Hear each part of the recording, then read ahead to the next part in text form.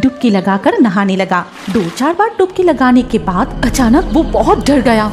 अरे बाप रे, ये क्या था? मेरे पैरों को कौन सी चीज छू के इतनी तेज भाग गई?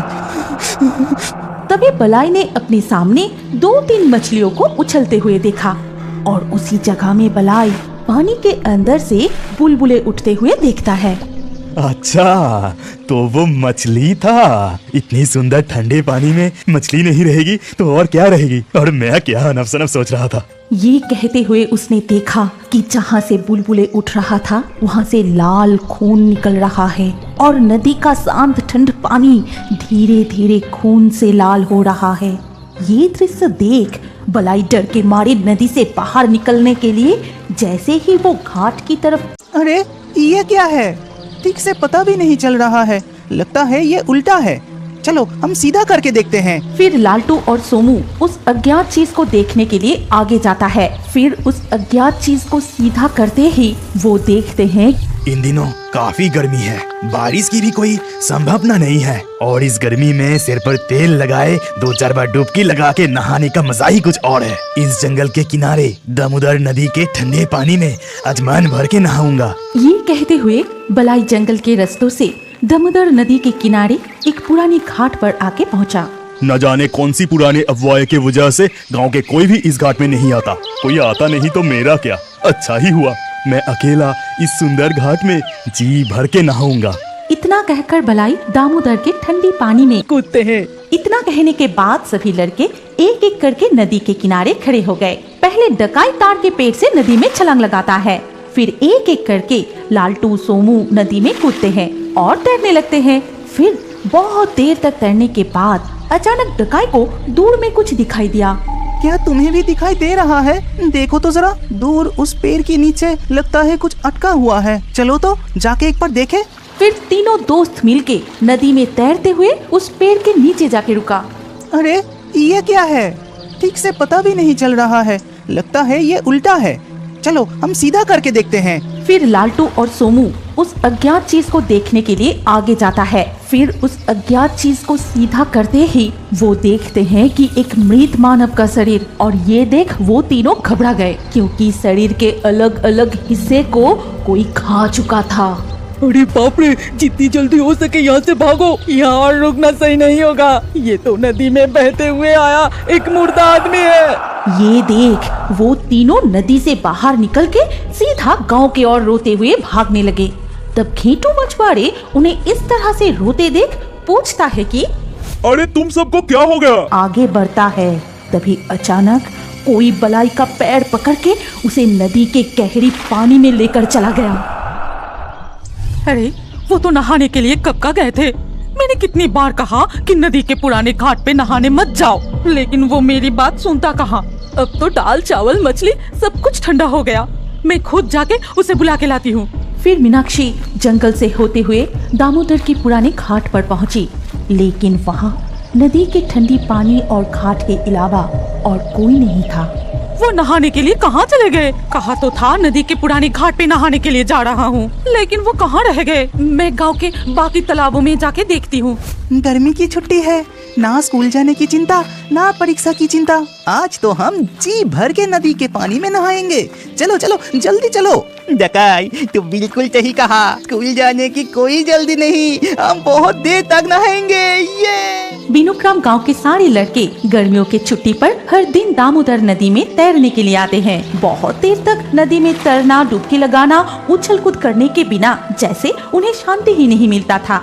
सिर्फ नदी में तैरने से मजा नहीं आ रहा है। चलो हम सब तार की पेड़ से एक एक करके नदी में। तुम सब रोते हुए इस तरह से भाग क्यों रहे हो? चाचा, नदी किनारे एक पेड़ के नीचे एक मुर्दा आदमी अटके हुए हैं। ये क्या बोल रहे हो? अच्छा ठीक है, तुम सब घर जाओ, मैं देखता हूँ। इसके बाद घेंटू मछुआरा गांव के कुछ लोगों के साथ नदी किनारे उस पेड़ के पास जाके रुका।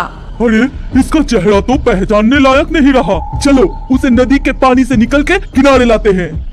फिर घेंटू और गांव के एक आदमी मिलकर उस मृत मानव शरीर को नदी से बाहर निकाला। इसे देख के तो इस गांव के नहीं लगता है दूसरी गांव से बहते हुए यहाँ आके अटक गया। घटू, जरा तू एक काम कर, आसपास के गांव में खबर भेजो। रामू और दीनू, तुम दोनों जाकर थाने में खबर दो। न जाने इस आदमी को किस चीज ने चीर फाड़ के खाई है। इसका भयंकर चेहरा देख के ही मन में डर सा लग रहा है। और ये खबर दूर दूर के गांव तक फैल गई। जैसे ही ये खबर मीनाक्षी ने सुनी, वो पागलों की तरह दौड़ते हुए उस तरफ जाने लगी। फिर जैसे ही वो नदी के किनारे पहुंची तो देखी कि कुछ लोग भीड़ लगाकर खड़े हैं। फिर मीनाक्षी उस लाश का चेहरा देखते ही टूट पड़ी और जोर जोर से रोने लगी। ये तुम्हें क्या हो गया? मैंने कितनी बार तुम्हें मना की थी, कोई उस पुराने मनोज घाट पे नहाने मत जाओ, मत जाओ।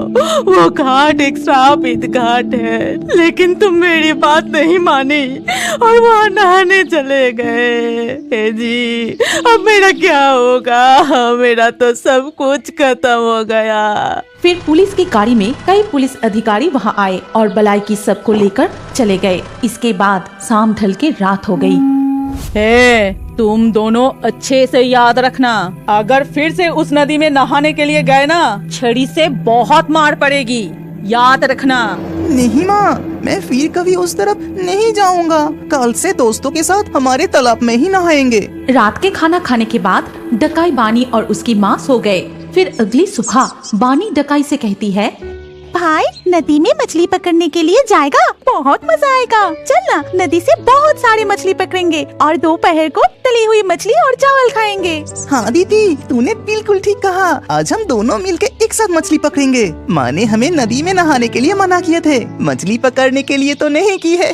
आसपास में झिंगुर की आवाज और जुगनू की खेल शुरू हुई थी। चारों तरफ अंधेरा होते ही हर शाम की तरह उस शाम को भी जटा बुढ़िया तालाब से बाहर आती है, उसकी लंबे घने सफेद बाल सुखाने के लिए। उसकी शरीर था सूखे कंकाल जैसी और उसकी आंखें जैसे काले गुफा के अंदर दो जले हुए आग की गोले। ये जटा बुढ़िया ना थी कोई मानव, ना थी कोई डायन। आज रात कितना सुंदर चांद खिला है। चांद की रोशनी में निशिबन पूरा चमक रहा है। इस वक्त यहाँ कोई नहीं है। मैं जल्दी जल्दी जाके तटकुला तालाब में जाल फेंककर बहुत सारे रहू कतला मछली पकड़ के सीधा घर चला जाऊंगा। फिर घरवाली के हाथों का गर्मा गर्म चावल और तली हुई मछली, उफ, पूरा जम जाएगा। ये सोचते हुए जैसे ही वो 2 कदम और आगे बढ़ाया, तभी अचानक घेटू रुक गया। ये उसका सोच से परे था कि वो आगे जाए या पीछे मुड़ के भागे। दिमाग एकदम सुन पड़ गया और आंखें एक ही चीज के ऊपर अटके हुए थे। उसका शरीर काम करना बंद कर चुका था। तभी अचानक उसके पैरों के ऊपर से एक सांप चला गया। सांप के शरीर की ठंड से उसे होश आता है। जैसे ही वो पीछे की तरफ, फिर बानी और डकाई मछली पकड़ने की छड़ी लिए उस नदी किनारे जाते हैं और वहाँ बैठे मछली पकड़ने लगे। तब पहला चारा डालते ही डकाई को एक मछली मिल जाता है। देखा ना दीदी, मैंने चारा डालते ही एक मछली पकड़ ली। मेरी तरह कोई मछली नहीं पकड़ सकता। तू अपना मुंह बंद रख, ज्यादा बकबक मत कर। जैसे ही बानी ये बात खत्म की, उसने महसूस की कि उसकी रस्सी जोर से खींचे जा रहा है। बानी अपनी छड़ी को रोक नहीं पा रही थी। उसे लग रहा था कि कोई छोटी मछली नहीं, बड़ी मछली फंसी है। भाई, मैं मछली पकड़ने की छड़ी को संभाल नहीं पा रही हूँ। लगता है धागा टूट के मछली भाग जाएगी। बानी अपने भाई को ये कहते ही उसने मछली पकड़ने की रस्सी में खींचाव की महसूस की और वो अचानक नदी में गिर गई। ठीक उसी वक्त उसकी पैर कोई पानी के नीचे से खींचने लगे। भाई, मुझे बचाओ, बचाओ मुझे। लगता है कोई मुझे पानी के अंदर से खींच रहा है। जल्दी से मेरे हाथ पकड़ और पानी से बाहर निकल। डकाई अपने दीदी के हाथ पकड़ के ऊपर की तरफ खींचने लगा। ऐसे ही कुछ देर तक बानी की हाथ और पैर की खिंचाई चलती रही। आखिरकार डकाई उसकी दीदी को जैसे तैसे करके पानी से निकल के किनारे पे ले आया। दीदी, तेरी पैरों से तो खून निकल रहा है। लग रहा है कोई नाखूनों से पैरों को चीर दी है। भाई, तो माँ से कुछ मत कहना, नहीं तो माँ हम दोनों को ही बहुत पीटेगी। अगर माँ पूछे तो तू कहना कि मैं गिर गई थी। अब चल, जल्दी से घर चलते हैं। बानी और डकाई अपने मछली पकड़ने की छड़ी नदी किनारे छोड़कर घर चले आते हैं। फिर धीरे धीरे रात हो गई और उसी रात घेटू मछुआरे नदी किनारे मछली पकड़ने जाता है। पूर्णिमा के चांद की रोशनी में नदी के किनारे बहुत सारे झींगे आते हैं। आज मैं बहुत झींगा पकड़ूंगा। जैसा सोचा वैसा ही किया। घेटू मछुआरे नदी किनारे खड़े होकर जाल फेंकने लगा। फिर जाल को जैसे ही ऊपर उठाने लगा तब वो महसूस की कि उसका जाल बहुत भारी है। फिर अचानक से वो भारी जाल हल्का भी हो गया और जाल को ऊपर उठाते ही देखा कि जाल फट के टुकड़े हो गए हैं। इसके बाद वो देखा कि घाट पे एक डरावनी जीव है जिसका ऊपर के हिस्सा चुड़ैल की तरह और कमर से बाकी हिस्सा मछली की तरह।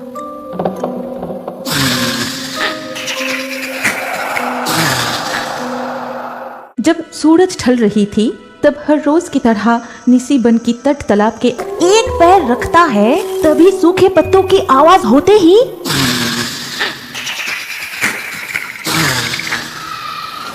और घेटू एक वक्त भी जाया ना करके घर की तरफ दौड़ने लगा और मन ही मन कहने लगा, कौन था वो बुढ़िया?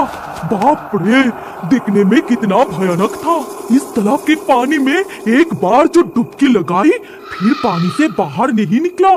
वो जो भी था मुझे कुछ नहीं की, यही बड़ी बात। हर रोज की तरह ही इस तटकोला तालाब के पानी में नहाना, गांव के सारे गायों को नहलाना, कपड़े धोना सब कुछ चलता है। लेकिन गांव से दूर और जंगल के बीच था ये तालाब, इसीलिए इस तालाब में कोई भी अकेला नहीं आता था। लेकिन जब भी कोई कपड़े धोने और गाय को नहलाने के लिए तटकोला तालाब में आते थे तो उनके साथ उनके छोटे छोटे बच्चे भी आते थे तैरना सीखने के लिए। पिताजी देखिए ना, किसी ने मेरे पैर पकड़कर खींचा। तेरा भाई ही होगा, पानी के नीचे छुपकर ऐसे शैतानी कर रहा है। ए बदमाश, ऐसी हरकत बंद कर और यहाँ गाय को नहला दे। नहीं पिताजी, भाई मेरे सामने ही थे, वो तो पानी के अंदर नहीं था। अच्छा, तो इस तालाब की मछली रानी को तुझे देखकर पसंद आ गया होगा, इसीलिए तेरी पैर पकड़कर पानी के नीचे बुला रही है। अरे मछली है, तू चिंता मत कर। गना इस तरह से अपनी बेटी के साथ मजाक कर रहा था, तभी उसकी बेटी पानी में डुबकी लगाई। अब तक गना इतना ध्यान नहीं दिया था, लेकिन कुछ पल बीतते ही अचानक गना को होश आते हैं कि पानी के अंदर इतना देर तक किसी का भी रहना असंभव है। तभी गना घबरा के खुद डुबकी लगाई तटकोला तालाब में। पानी के नीचे बेटी को ना पाकर गना और भी डर जाता है। गना पानी के नीचे आसपास भी देखने की कोशिश की, लेकिन उसकी बेटी कहीं नहीं मिली। गना सांस लेने के लिए ऊपर आते हैं और फिर से डुबकी लगाते हैं बेटी नीनी को ढूंढने की आस में। लौटा बेटी, अपनी पिताजी को इस तरह मत डरा। पिताजी के साथ कोई इस तरह लुका छुपी खेलता है क्या? तब तक गना का बेटा गांव के घेटू मछुआरे को बुलाकर लाया। घेटू बिना देर किए अपनी जाल तालाब के गहरे पानी में फेंका और इस तरह शाम तक चला निशिबन की तालाब में नीनी का तलाश। लेकिन पानी में इतना तलाश करने के बाद भी उन लोगों को निराश ही होना पड़ा। गना भैया, अब हमें चलना चाहिए। चारों तरफ अंधेरा हो गया है, हमें घर लौटना चाहिए। शायद हमारी को पानी से बाहर लाए हैं, शायद खाने के लिए।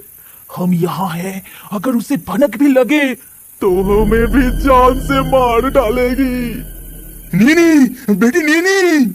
सारे ज्ञान बुद्धि की परवाह ना किए वो चिल्लाते हुए रोते हुए तटकोला तालाब की ओर दौड़ के जाता है। क्या आप बड़े होकर भी कार्टून देखना पसंद करते हैं? तो अपना नाम और उम्र कमेंट करें। हम लकी ड्रॉ के माध्यम से आपके नाम से नया कार्टून वीडियो बनाएंगे। और अभी हमारे fairy Toons Hindi cartoon channel को सब्सक्राइब करें ताकि अगले वीडियो में अपने नाम वाला कार्टून देखना ना भूले। और हमारे एक और पॉपुलर कार्टून देखने के लिए स्क्रीन के ऊपर इस वीडियो पर अभी क्लिक करें। सोच क्या रहे हो, जल्दी से क्लिक करके इस पॉपुलर वीडियो को देखें। नीनी फिर कभी वापस नहीं आएगी। चारों तरफ से लोमड़ी की आवाज सुनाई दे रहा था। तटकोला तालाब से थोड़ी दूर आगे जाके घेटू ने फिर से एक बार तालाब की तरफ मुड़ के देखा और वो मन ही मन जिस बात को सोच के डर रहा था वही वो आंखों के सामने देखा। एक ऐसी जीव जिसका जलती हुई बड़ी बड़ी आंखें, सफेद बाल, सूखे शरीर, वो अपनी 2 हाथ में नीनी को उठाए पानी से बाहर आ रही थी। घेटू, तू इस तरह क्या देख रहा है? तालाब के पास वो क्या है? क्या उस बुढ़िया के हाथ में हमारे नीनी है? गना भैया, धीरे बोलो, थोड़ा शांत हो जाओ। लगता है वो पानी वाली डायन जटा बुढ़िया है। हमारे नीनी